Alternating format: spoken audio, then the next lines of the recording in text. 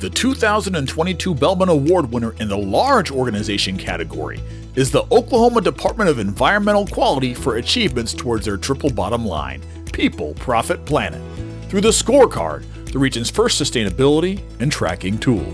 When we first started in the pilot year, learning about the scorecard, we started with just a couple of people working on it and learning about it and thinking about how can we use this as an organization to our benefit.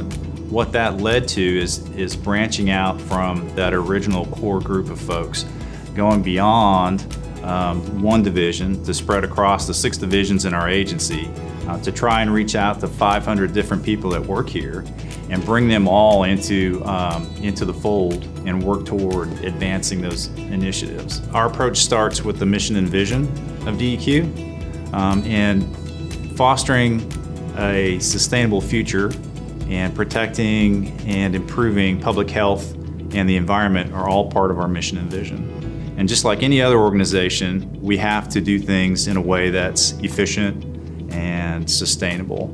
So kind of our approach to that is to look at the people, profit, and planet concept. Teleworking has been a big change over the last few years, as I'm sure a lot of people know. Teleworking has been a new policy that we've implemented permanently since then, and it's been really successful.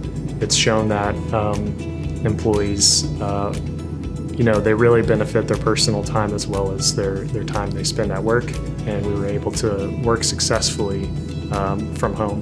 One of my favorite things about the people side of things is we have an on-site gym here at DEQ, so during those 15-minute breaks or during lunch or maybe after their workday, people can get a nice workout in. We started with Scorecard in the pilot year in 2016. That internal training item is something we have never gotten until this past year, and so we were excited to check that item off. We're an agency of over 500, so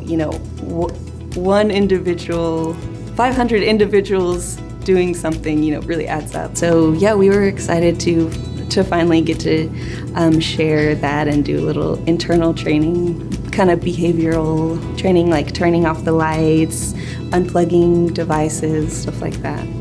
A lot of people here are pretty environmentally minded, just in the first place, and so there's a lot of green thumbs. Sometimes I go around and I just do a lap on the floor just to look at all the plants. We also, taught employees about all the things we recycle here at DEQ internally. So of course we have, the basics like cardboard, office paper, plastic, glass, but then we also do some kind of obscure recycling. So in total we have 16 different items that we recycle, and some of the more obscure ones are fishing line, eyeglasses, tennis shoes, cigarette butts, e-waste. We send it to greendisc.com, and kind of like outdated e-waste like floppy disks and VHS tapes. We have, our wellness committee and our employee recognition committee, and they work on, activities and things that we can do in the office to kind of boost morales. The ozone season itself runs from March to November, but obviously in the hottest months of the year is when we have the most issues with ozone. But as part of Air Quality Awareness Week, we wanted to get DEQ employees involved in a game we called Beat Ozone Bingo. We put the catchy hashtag #PlayBob that had bingo squares for different activities that would help with ozone prevention. It was a pretty good success, we thought. We had about 45 or so participants within the agency that completed at least one bingo. We had obviously more participants that maybe didn't quite complete a bingo. And it brought awareness to what DEQ employees could do as stewards of the environment to continue to reduce ozone formation throughout the summer. Just an educational event. I'm in charge of the pollinator garden here at Oklahoma DEQ. It started off as your typical parking lot medians, bare soil. To water it, you have to haul a 200-foot hose out manually. And that is a great incentive to switch to native plants where you don't have to water. So for this year, we went through just over 7,000 gallons of water to maintain the garden area. But that was not to keep the plants alive. That's to keep the plants blooming.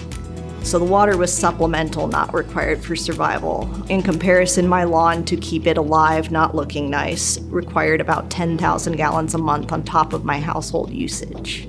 That gives you an idea of the water savings. Winning the Bellmon Award is very significant to us and meaningful. It is validation that the work that we are doing is recognized and meaningful, and it helps reinforce that we're doing things in a way that's sustainable and in accordance with our mission and vision.